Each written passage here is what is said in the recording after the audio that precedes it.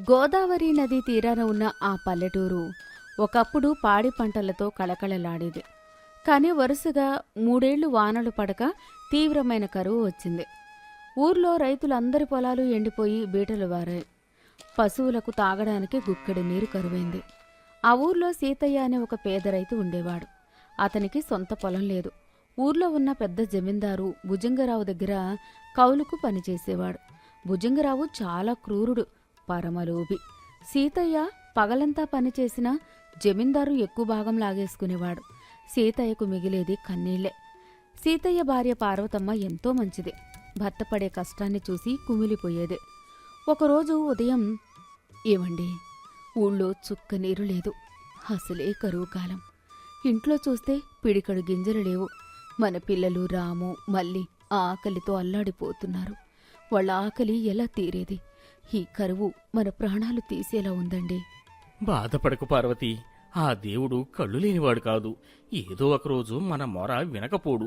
కష్టాన్ని నమ్ముకున్నోడు ఎప్పటికైనా బాగుపడతాడు. ఎంత కష్టపడినా ఆ జమీందారు భుజంగరావు మనల్ని బతకనివ్వడు కదండి. పెద్దవాళ్లను అలా అనకూడదే. నిన్ననే జమీందారు గారి దగ్గరికి వెళ్ళాను. అయ్యా, తినడానికి గింజలు లేవు, ఏదైనా పని ఇవ్వండి అని బతిమలాడాను. దానికి ఆయన ఊరి చివర ఉన్న రాళ్లగుట్టను దున్ని చదును చేయమన్నారు. అది చేస్తే సాయంత్రానికి ఒక కుంచెడు జొన్నలు ఇస్తానన్నారు. ఈరోజు అక్కడికి వెళ్లి పని మొదలు పెడతాను. ఆ రాళ్లగుట్టను తవ్వడం మಣ್ణ చాకిరీ అండి. ఈ ఎండలో మీ వల్ల అవుతుందా? కడుపులోని ఆకలి మంట ముందు ఈ ఎండ మంట ఒక లెక్క పార్వతి అని సీతయ్య పార, గుణపం భుజాన వేసుకుని ఊరి చివరన ఉన్న రాళ్లగుట్ట దగ్గరకు వెళ్ళాడు. సూర్యుడు నిప్పులు చెరుగుతున్నాడు. ఒళ్లంతా చెమటలు పడుతున్నాయి. అయినా తవ్వుతూనే ఉన్నాడు. సీతయ్య తనలో తాను అనుకుంటూ, ఓ దేవుడా, ఈ కరువులో నా పిల్లల ఆకలి తీర్చే దారి చూపించు తండ్రి. నా ఉబపిక అంతా అయిపోయింది. అలా తవ్వుతూ ఉండగా టంగుమని పారకు ఏదో గట్టిగా తగిలింది. అరే, ఏంటిది? గుణపానికి ఏదో గట్టిగా తగిలిందే. మట్టి తీసి చూస్తే అక్కడ ఒక పాత మట్టికుండ కనిపించింది. అది ఎంతో పురాతనమైందిగా ఉంది. ఎవరో పాతకాలం నాటి వాళ్ళు ఈ మట్టి కుండను ఇక్కడ వదిలేసి ఉంటారు. పోనీలే, పారేయడం ఎందుకు? ఇందులో దాహం వేసినప్పుడు తాగడానికి నీళ్లు నింపుకోవచ్చు అనుకుని అతని దగ్గర ఉన్న చిన్న ముంతలో కేవలం గుక్కెడు నీళ్లు మాత్రమే మిగులున్నాయి. ఆ నీళ్లను ఆ మట్టి కుండలో పోశాడు. ఆశ్చర్యం! ఆ గుక్కెడు నీళ్లు కుండ అడుగు భాగాన్ని తాకగానే బుడబుడామంటూ శబ్దం వచ్చింది. కనురెప్ప వేసి తీసేలోపు ఆ మట్టి కుండ నిండుగా అమృతంలాంటి స్వచ్ఛమైన చల్లటి జలంతో ఉప్పొంగిపోయింది. ఆ కుండలో నుంచి నీళ్లు పొంగిపొర్లి కింద పడుతున్నాయి. సీతయ్య తన కళ్లను తానే నమ్మలేకపోయాడు. అరేరే, ఇదేంటి? నేను పోసింది కేవలం గుక్కెడి నీళ్లే కదా. ఈ కుండ నిండా నీళ్లు ఎక్కడి నుంచి వచ్చాయి? పైగా ఇంత చల్లగా ఉన్నాయి. సీతయ్య ఆ కుండలోని నీళ్లు తాగాడు. ఆ నీరు అతని గొంతులోకి దిగగానే అతని అలసట, ఆకలి అన్నీ మాయమైపోయాయి. ఇదేం విచిత్రం! ఈ కుండ సామాన్యమైనది కాదు. సాక్షాత్తు ఆ భగవంతుడు నా మొర విని పంపించిన మాయా నీళ్లకుండ. ఈ నీళ్ల కరువును తరిమికొట్టే మట్టికుండ. ఈ నీళ్లు కరువును తరిమి కొట్టే మట్టికుండ అనుకుని ఆ కుండను పరుగు పరుగున తన గుడిసెకు తీసుకెళ్లాడు. పార్వతీ, పార్వతీ, ఇట్రా. దేవుడు మన కష్టాలు తీర్చాడు.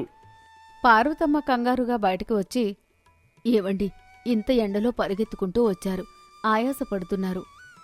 చేతిలో ఆ పాత మట్టికుండేంటి? ఇది మామూలు కుండ కాదు పార్వతీ, మాయా నీళ్లకుండ అని రాళ్ల గుట్ట దగ్గర జరిగిందంతా భార్యకు పూసగుచ్చినట్లు చెప్పాడు. కుండలో గుక్కెడు నీళ్లు పోస్తే ఎలా ఉప్పొంగిపోతున్నాయో కళ్ళారా చూపించాడు. ఎంత అద్భుతం! నిజంగా ఇది అమృత కలశమే. మన ఆకలి బాధలు తీరిపోయినట్లే. అవును పార్వతీ, ఈ నీళ్లను మన ఎండిపోయిన పొలంలో చల్లితే కరువు దెయ్యం పారిపోయి మళ్లీ పంటలు పండుతాయి. నేను ఇప్పుడే వెళ్ళి ఆ పని చేస్తాను. సీతయ్య వెంటనే ఆ కుండని తీసుకుని పరుగు పరుగున ఎండిపోయిన తన కౌలు పొలం దగ్గరకు వెళ్ళాడు. ఆ కుండలోని నీటిని తన పొలమంతా చల్లాడు. ఆ మాయాజలం నేలను తాకగానే బీటలు వారిన ఆ పొడి నేల ప్రాణం పోసుకుని చల్లబడింది. అలా ప్రతిరోజూ సీతయ్య ఆ కుండలోని నీటిని తన పొలానికి పెడుతూ వచ్చాడు. కొద్ది రోజుల తర్వాత తన పొలాన్ని చూసుకున్న సీతయ్య, దేవుడా, ఎంత అద్భుతం! చుక్క నీరు లేక ఎండిపోయిన నా పొలం ఈ మాయాజలంతో ఇప్పుడు పచ్చగా ఎలా మారిపోయింది? ఏపుగా పెరుగుతున్న పంటతో నా పొలం కళకళ్లాడిపోతుంది. మరికొంతకాలానికి ఆ పొలంలో పంట చేతికొచ్చింది. కరువు కాలంలో కూడా సీతయ్య పొలంలో ఎన్నడూ చూడని విధంగా అద్భుతమైన దిగుబడి వచ్చింది. సీతయ్య సంతోషంగా ఒక బస్తా నిండా ధాన్యాన్ని తీసుకుని భార్య ముందుకు వచ్చాడు. ఆ ధాన్యం చూసి పార్వతమ్మ ఆశ్చర్యపోయింది. ఏవండి, ఇదంతా మన పొలంలో పండిన పంటేనా? గింజలు ముత్యాల్లా మెరిసిపోతున్నాయి. అవును పార్వతి, ఆ దేవుడి దయ. ఈ మాయా మట్టికుండ జలం వల్లే కరువులో కూడా మన పంట ఇలా పండింది. మనం అదృష్టవంతులమండి. ఆ దేవుడు మన ఆకలి తీర్చాడు. పార్వతి, మన ఆకలి తీరితే సరిపోదు. ఊర్లో మనలాంటి రైతులు ఎంతోమంది కరువుతో అల్లాడిపోతున్నారు. ఈ మాయాకుండ మనకు దొరికిన అదృష్టం. దాన్ని అందరితో పంచుకోవాలి. నేను ఇప్పుడే వెళ్ళి ఆ నీటిని ఊర్లో ఎండిపోతున్న రైతులందరి పొలాలకు పంచుతాను. సీతయ్య రైతులందరి పొలాల్లో ఆ మాయా నీటిని చల్లాడు. ఆ నీరు పడిన ప్రతి పొలం పచ్చగా మారిపోయింది. కొన్నేళ్లకే ఆ ఊరంతా పచ్చని పంటలతో ధాన్యంతో సుభిక్షంగా తయారైంది. ఊరి జనాలంతా సీతయ్యను దేవుళ్లా కొలవడం మొదలుపెట్టారు. కొద్ది నెలలు గడిచాయి. కరువులో కూడా సీతయ్య, ఊరి జనాలందరూ పచ్చని పంటలతో బాగుపడ్డం జమీందారు భుజంగరావు కంట పడింది. వాళ్ళందరి పంటలు పచ్చగా ఉంటే జమీందారు గారి 100 ఎకరాల పొలం మాత్రం చుక్క నీరు లేక ఎండిపోయి ఉంది. ఇది చూసి భుజంగరావుకి కడుపు మండిపోయింది. ఒకరోజు భుజంగరావు తన పెద్ద కుర్చీలో కూర్చొని ఉన్నాడు. పక్కన అతని పాలేరు గురునాథం. ఒరేయ్ గురునాథం, ఏంట్రా ఇవింత? మన ఊర్లో వానదేవుడు మొహం చాటేసి 3 ఏళ్ళు అయింది. నా 100 ఎకరాల పొలంలో గడ్డి పొరక కూడా మొలడం లేదు. కానీ నిన్నటిదాకా నా కాళ్ల దగ్గర పడి ఉన్న సీతయ్య ఈ కరువులో కూడా బంగారు పంటలు ఎలా పండిస్తున్నాడు? ఊర్లో వాళ్ళంతా వాడికి జేజేలు కొడుతున్నారట. వాడి పొలం పచ్చగా పండుతుంటే నా పొలం ఎండిపోవడం ఏంట్రా? అదే నాకు అర్థం కావడం లేదు దొరగారు. ఆ సీతయ్య గాడి ముఖం చూస్తుంటే దరిద్రం తాండవిస్తుంది. వాడికి పంటలు పండటం ఏంటి? వాడేదో మంత్రతంత్రాలు నేర్చుకొని ఉంటాడు. మంత్రాలు లేవు, తంత్రాలు లేవు. వాడి వెనక ఏదో పెద్ద రహస్యం దాగి ఉంది. ఈ రోజు రాత్రి నువ్వు వాడి పొలం దగ్గరకు నక్కి చూడు. వాడు ఏం చేస్తున్నాడో కనుక్కో. లేదంటే నీ తల తీసి తాటి చెట్టు కడతాను. దొరగారు, ఈ గురునాథం కన్ను పడితే పాతాళంలో ఉన్న పాముకైనా చెమటను పట్టాల్సిందే. రాత్రికి రాత్రి అసలు గుట్టులాగుతాను. ఆ రాత్రి గురునాథం సీతయ్య పొలం దగ్గర ఒక చెట్టు చాటున దాక్కున్నాడు. సీతయ్య తన మాయకుండలో నుంచి నీళ్లు తీసి చుట్టుపక్కల ఉన్న ఎండిపోయిన భూములకు చల్లడం, ఆ నేల కొద్ది రోజుల్లోనే పచ్చబడ్డం గురునాథం గమనించాడు. వాడి కళ్ళు ఆశ్చర్యంతో తేలేశాయి. ఈ విషయం పరుగు పరుగున వెళ్లి భుజంగరావుకి చెప్పాడు. దొరగారు, మహా అద్భుతం జరిగిపోయిందండి. ఆ సీతయ్య గాడి దగ్గర ఒక మట్టి కొండ ఉంది. అది మాయా కొండ ద్వారా. ఆ కొండలోంచి నీళ్లు తీసి చల్లితే చాలు, రాళ్ల గుట్ట కూడా రత్నాలు పండుతోంది. కరువు దెయ్యం కాలిపోతోంది. ఏమిటి, మాయా నీళ్ల కొండ? ఆ కొండ వాడికెలా దొరికిందిరా? ఆ పిచ్చి సన్నాసి సీతయ్య ఆ నీళ్లలో ఊర్లో వాళ్ళందరికీ ఊరికే పంచుతున్నాడా? అదే నీళ్లకొండ నా దగ్గర ఉంటే ఈ కరువు కాలంలో నా 100 ఎకరాల్లో పంట పండించుకొని ఆ ధాన్యాన్ని 10 రేటుకు అమ్మి కోటీశ్వరుని అయిపోతాను. ఆ కొండ ఎలాగైనా నాకు దక్కాలి గురునాథం. దొరగారు, వాడు ఆ కొండ ఊరికే ఇవ్వడు కదా. నా బుర్ర గురించి నీకు తెలియదారా? రేపు పొద్దున్నే ఊరి పెద్ద ధర్మయ్య సమక్షంలో గ్రామ పంచాయతీ ఏర్పాటు చేయించు. మరుసటి రోజు ఊరి మధ్యలో ఉన్న రచ్చబండ దగ్గర పంచాయతీ మొదలైంది. ఊరి పెద్ద ధర్మయ్య కూర్చొని ఉన్నాడు. చుట్టూ జనం మూగారు. భుజంగరావు దర్జాగా వచ్చి కూర్చున్నాడు. సీతయ్యను భయపెట్టి తీసుకొచ్చారు. ధర్మయ్య గారు, ఈ సీతయ్య పెద్ద దొంగ, నమ్మకద్రోహి. నా స్థలంలో దొరికిన ఒక అద్భుతమైన నీళ్లకొండను నాకు చెప్పకుండా దొంగిలించి దాచాడు. ఏమిటి సీతయ్య, జమీందారు గారు చెప్పింది నిజమేనా? నువ్వు దొంగతనం చేశావా? అయ్యా ధర్మయ్య గారు, నేను ఏ పాపం ఎరుగను, ఏ దొంగతనమూ చేయలేదు. ఆ రాళ్లగుట్ట తవ్వుతుండగా నాకు ఈ కుండ దొరికింది. అది మాయాకుండ. ఆ నీటితోనే నా పంట పండించుకోవడమే కాకుండా ఊర్లో అందరికీ పంటకు నీళ్ళిస్తున్నాను. చూశారా ధర్మయ్య గారు, వాడు తవ్వింది ఎక్కడ? నా రాళ్లగుట్టలో. నా భూమిలో దొరికింది కాబట్టి ఆ కొండ చట్ట ప్రకారం నాదే. దాన్ని నాకు ఇప్పించేయండి. ఆ నీళ్లతో నా 100 ఎకరాలు పండించుకుంటాను. ఆ చట్ట ప్రకారం ఎవరి భూమిలో దొరికిన నిధి అయినా వారిదే అవుతుంది.